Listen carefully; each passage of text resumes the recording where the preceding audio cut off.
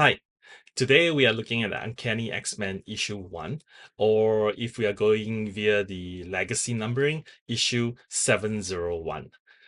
This issue is written by Gail Simone and drawn by David Marquez.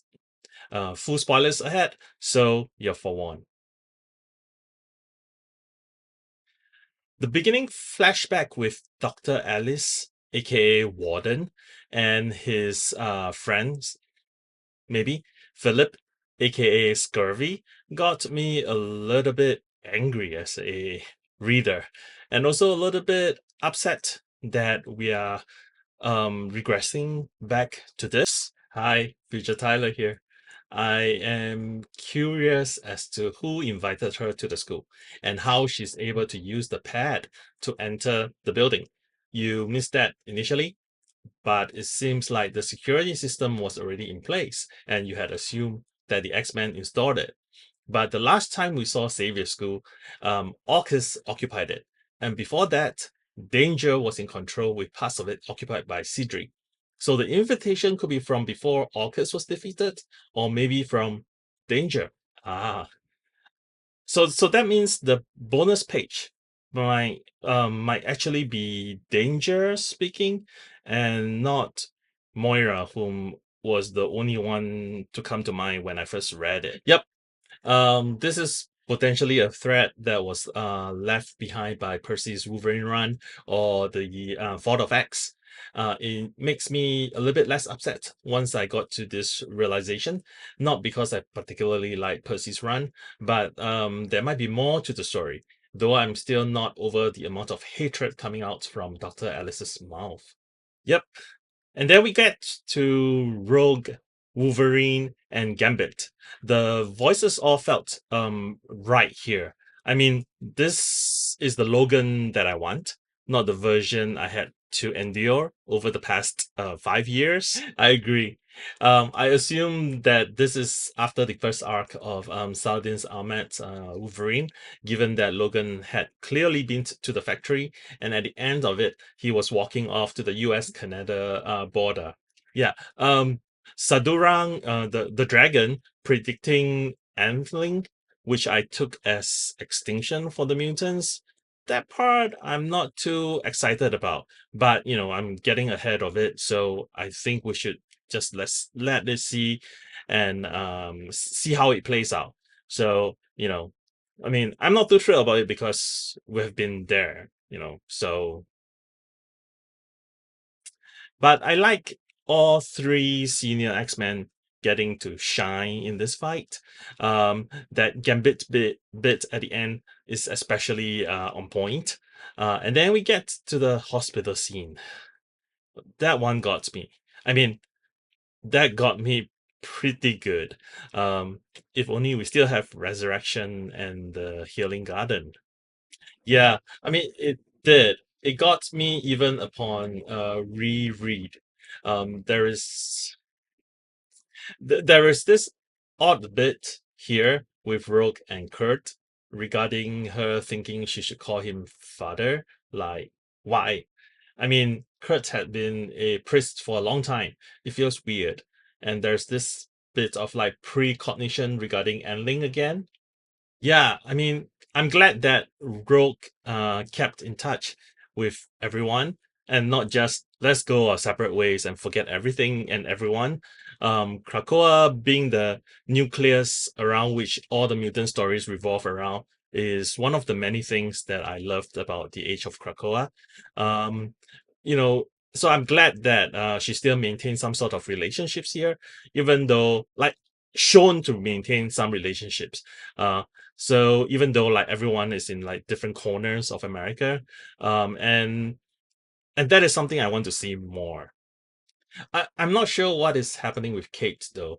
I think Logan would be the one that is going to be there for her simply because he will understand what she is going through, especially after her stint as Shadowcat. We will know more when we get to Extraordinary X-Men. Um, so I mean, so for this, once I get past the initial, oh no, here we go again. I got sucked in pretty fast, and the story also moves along at quite a good pace. So if I take this as a jumping on point, I think it is a pretty solid start. I agree.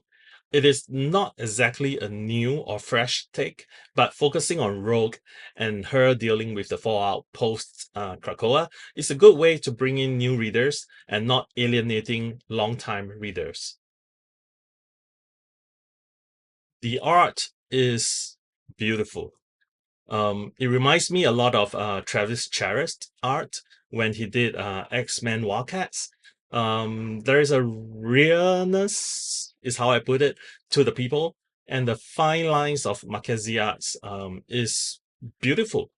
The coloring by Matthew Wilson is almost completely flat, which is quite unusual in comics nowadays, and it is lovely.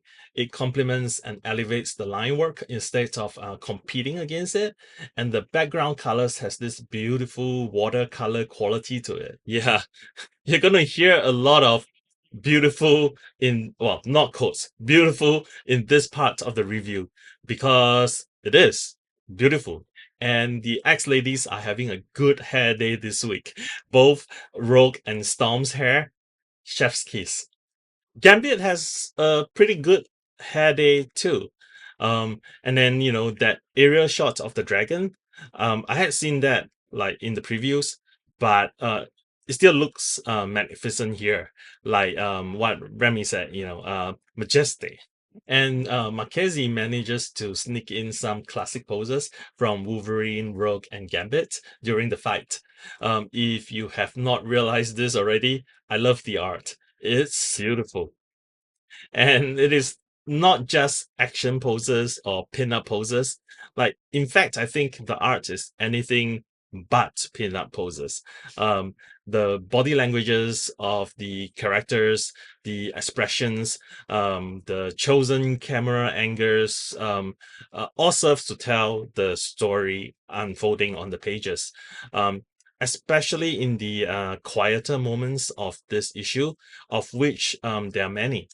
Can we get one of those oversized treasury edition for his run on this book? I would say absolute edition, but Marvel doesn't want to do what the distinguished competitor is doing. Okay, in the bonus page, there is this symbol that I think I had seen from elsewhere in another X book, but I could not find it. Yeah, I could not find it either. But I'm glad to see that M will be making her appearance here in the future. It looks like she will get into a fight with the new kids. Well, that or maybe, well, probably not. I was thinking that maybe they had um a training session in the danger room, but then Savior School is no longer that. So if I'm to rate this based on the story alone, it would be 3.5, 3.75 out of 5. Discounting it a little because of the whole, hated and persecuted bit.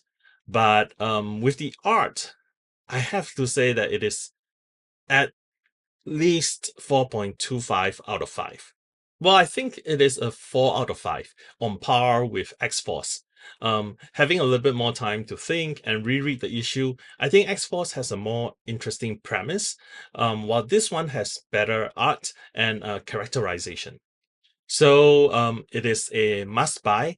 And while you are getting the book, also pick up a pack of tissue. If you enjoy this video, please like, subscribe, share, and comment. Tyler out.